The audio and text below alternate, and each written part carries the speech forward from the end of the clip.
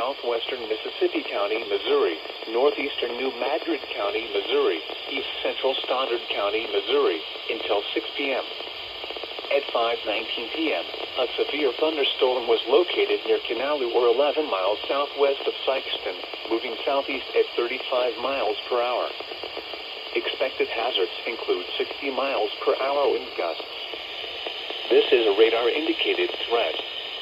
The following impacts are expected. Expect damage to roofs, siding, and trees. Locations impacted include Sikeston, East Prairie, Morehouse, Matthews, Kinalu, Farrenburg, and Baker.